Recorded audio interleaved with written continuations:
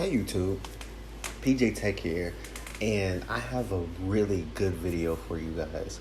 Um, I really enjoy reading technical articles, blog posts, and other information about engineering, software engineering in general, and backend systems. And today I have a really good article. This was written originally by a Tinder engineer, an engineer that works on Tinder, and it was written again or summarized by an article, which I'll leave all the information on the article in the description, in the newsletter, and also the original engineer who wrote this in their information as well. Give credit where credit is due always. But I definitely want to share this with you. I love reading these type of articles. Like, I really, just to learn about how some of the biggest applications and some of the most popular applications run, how they store their data, just how it works under the hood. Because we could use an app, but like we don't get how it works. Like, how do they actually do something? Like, it's not magic. They actually use systems and processes, and we can learn about. So it's just very interesting to me to read something like this. So let's get started. So Tinder is one of the largest dating apps in the world with more than 75 million monthly active users. One of their product features is Swipe Night, which is a choose-your-own-adventure game built in the app. You watch short video clips themed around the solve a mystery game, and you make choices on what the main character should do. Tinder will match you with possible dates based on your choices. Everyone on the app is watching the same video clips and is done live at 6 p.m. local time. So just from this kind of statement alone, I can tell that this is difficult. You know, if you have, say, 1,000 people watching something on your application at the same time, and you have a lot of logic, you have a lot of requests, you have a lot of people trying to view that content on the back end side of things. I can only imagine the challenges and the difficulty with that. So Day, I apologize if I mispronounced that, is a senior software engineer at Tinder, and he wrote a great blog post, which is here. I'll leave this link in the description, on the technology Tinder used to stream the video clips to millions of its users simultaneously. So again, you have millions of users simultaneously viewing these video clips that are streaming and maybe making choices based on what the main character should do. Then Tinder will match you with possible dates based on your choices, which is actually a very innovative type of logic, a very innovative feature that Tinder has decided to do here. And so, okay, so that's kind of the introduction, but now here's a summary. Now we're going to get a little bit technical here. So there are many ways to deliver video content. The best approach depends on the trade-offs you're making. So what I understand about software is everything is based on trade-offs, everything. And that's mostly in life too. Everything has a good and a bad. Everything has a pro and cons. And so just similar in software, Tinder had to decide, okay, which trade-offs are we going to make? What is the best approach for our goals? And they describe it here. So in Tinder's case, they cared about dynamic. Tinder should have the ability to change the video content at any time, right? Then it should be efficient. Memory usage should be minimized since Tinder is being run on mobile devices. And that's a very key point, right? Tinder is not run usually, or I don't use Tinder, so I don't know if they have a web app, but I know that usually people use Tinder on their mobile devices.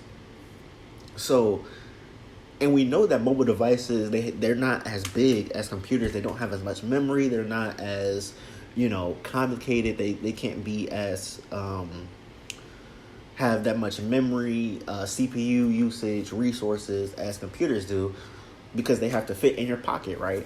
So memory usage should be minimized since Tinder is being run on mobile devices. It should also be seamless. There should be little to no interruption during playback,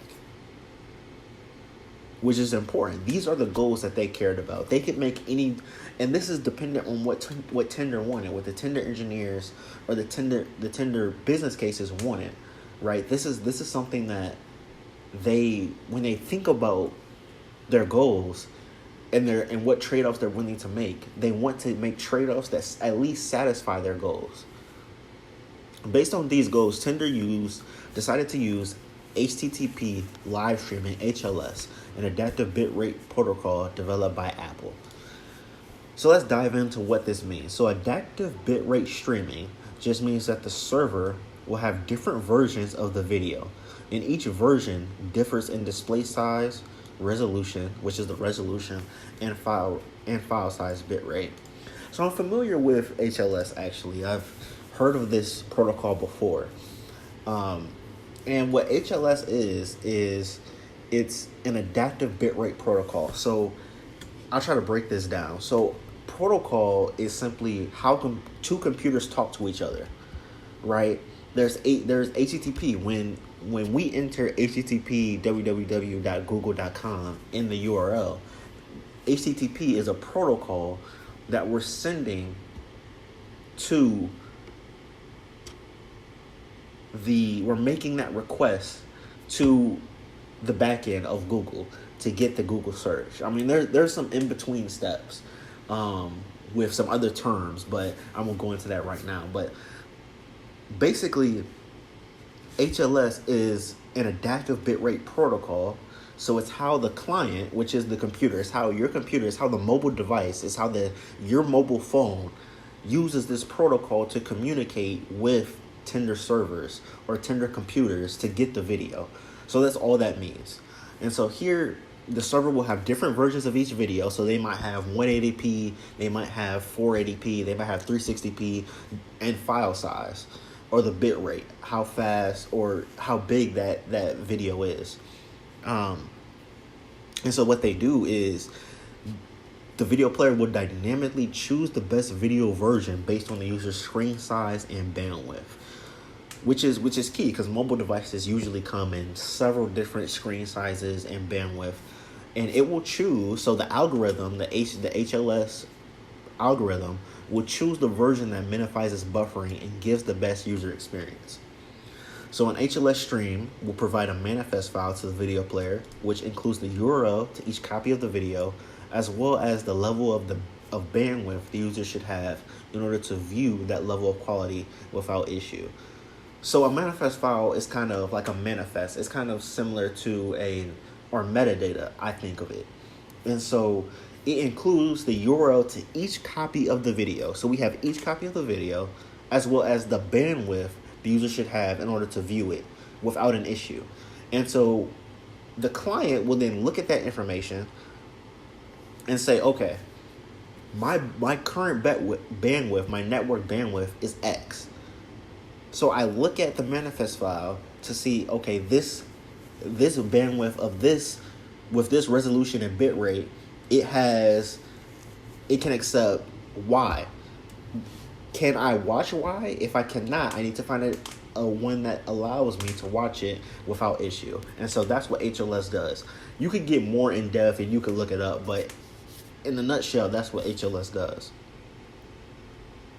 So transcoding. Tinder engineers use FFmpeg to transcode MP4 files to HLS streams. So MP4 files, which are video files, right? I'm sure you're familiar with MP4 files, and I'm familiar with that too. But it seems like they transcode MP4 files to these HLS streams, which will provide a manifest file to the video player. So they have to do this transcoding step before those videos, before they can use. So how I see it is that they do this transcoding step so that they can turn these MP4 files to HLS streams so that it can be used for the HLS protocol. And so they developed a workflow that had the MP4 files and configurations, resolution, bitrate, frame rate, etc. as input and a directory containing the HLS stream as output. So they develop a workflow they take the MP4 files and these configurations. I want this many resolutions, I want this many bitrate, I want this frame rate, etc. And a directory containing the HLS stream as output. So they take these MP4 file configurations, they do different things to it, and then an HLS stream as output. So then they're able to just use the protocol. They're able to use this protocol very simply. So they had multiple configurations for all the different video versions they wanted, and they stored all these video versions in an AWS S3 bucket. And so here with this diagram, we have the input video, the MP4 file, and the configurations. They transcode that using FFmpeg, which is a transcoding. You can look more into that as well. Just type in this in your Google, but it allows you to transcode different files. And all transcoding means is making it so, because this is just a text file, right? And we can go in depth with that. I won't here, but it's just a list of bytes. So it makes these bytes into one that fits HLS streams. Once that's done, they have an HLS representation of the video where they store in AWS 3 buckets these low res, medium res, high res, these video versions into AWS S3. So some of the different configuration options they had for the various versions of the videos were frame rate, video resolution, desired audio and audio bitrate, video bitrate variability, segment length, and optimizations. And so they tweaked these configuration options in the transcoding. And these, again, what's their purpose? What's their goal? Their goal is that it should be dynamic to change the video content. Memory usage is very important because it's being run on mobile devices. And so maybe they looked at, okay, a lot of mobile devices, how can we make it efficient? How can we make these videos efficient? How can we make it so there's little to no interruption during playback, right? And the reason they change all these is because, some phones might be better than others. They might be faster than others and can process more information. Some phones might be slower, or someone might be on a bad network. Someone might be on a very fast network. And so should someone on a fast network be given a low resolution, low frame rate? Or should someone on a high network, on a low network, if I can speak, be given a higher frame rate? So it's these different configuration options they have for the various videos. You can read the article for discussion. And so validation. So the output directory will have a master manifest file with information about all the different video versions in the ALS stream. So that's the master manifest file. And this manifest file has information about all the different video versions. The video player will then decide which version to play and whether it's to switch to a lower file size version based on the information in the manifest file. So that manifest file is key. It has everything that the video player needs to decide, okay, I'm on this device with this network. How can I best use which version should I play? Right, so therefore having an accurate manifest file is very important for the user experience. It has to be accurate. Apple provides a media stream validator tool that tests the manifest by simulating a streaming experience. Tinder uses the results from that test to update the manifest and ensure accuracy. So again, why does Tinder do this? Why did Apple provide this tool? It's because this manifest file is very important, right? It's very important for the user experience. If you have a bad manifest file, and why is it very important for the user experience? Because the video player will then decide which version to play and whether to switch to a lower file size version based on the information in the manifest file. So everything is coming from this manifest file. Everything is this manifest file that allows all this work that we just did. If this manifest file is wrong or incomplete in some way, now we're trapped. Now we're stuck. And now we won't have a good user experience for the user. Content access and delivery. So Tinder uses AWS CloudFront, a CDN, a content delivery network, to ensure low latency streaming for all their users. As users from different areas of the US start playing Swipe Night, the CDN will copy the HLS stream directory from AWS S3 into regional caches so users from that region can get low latency access. So when a user logs into Tinder for Swipe Night, their browser will look, or their video player will look for a AWS S3 into regional caches from that region. So if I'm in the Midwest region and maybe Tinder has a regional cache in the Midwest, my video player is going to make a request maybe for the regional cache in my region first. It's going to look there. Then it will go to why do they do that? Like let's stay there. Why do they copy it into a CDN? So they do that because, one, they know that everyone is going to watch the same thing. So we're not going to get a lot of cache misses because we know that everybody wants to watch the same thing.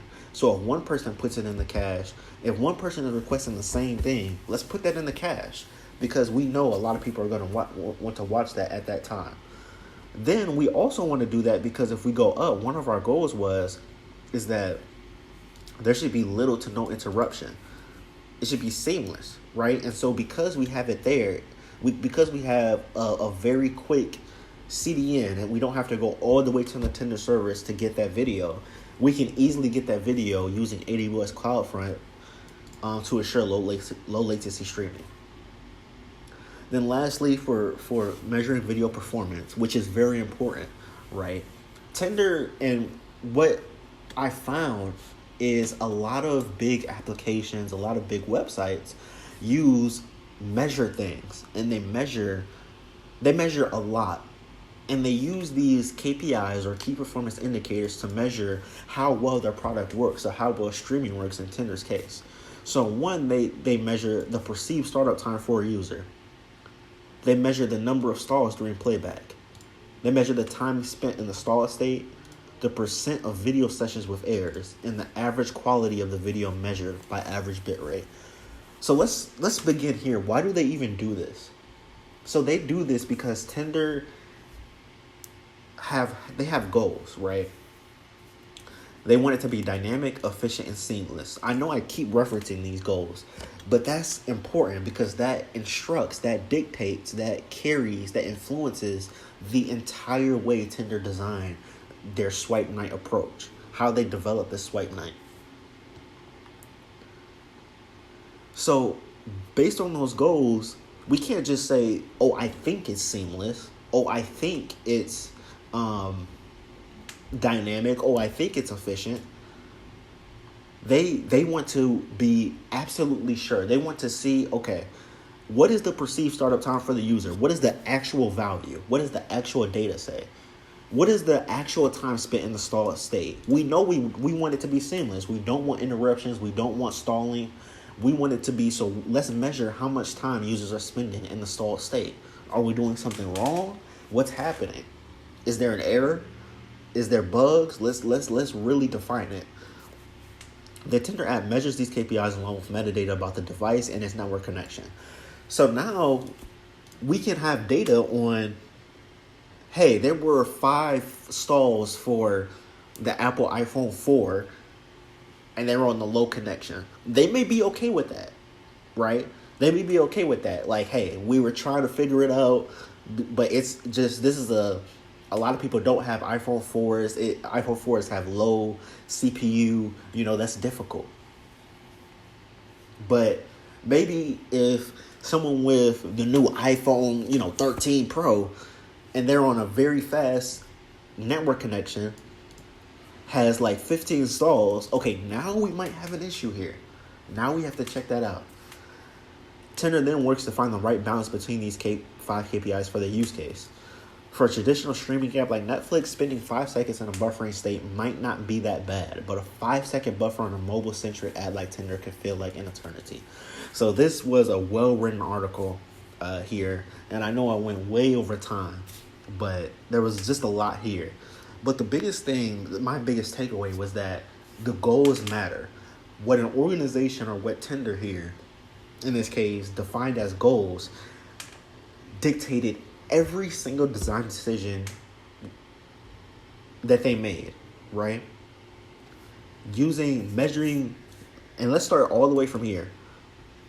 Measuring video performance, these 5 KPIs that they use. The CDN, using a CDN, putting the video files in a server closer to the client. Validation, making sure that manifest file is important, and using the stream validator. Transcoding, HLS, using HLS. All of these different things add up based on these goals here, based on what they cared about. So again, I'll leave all the information from this article and this newsletter on where this took place. Again, thanks for watching. I'll do a lot of different articles, breakdowns, and more on a lot of engineering applications and how they were built, how they work. Again, I'll leave all credit to the original authors of both these articles in the description box below. Thank you.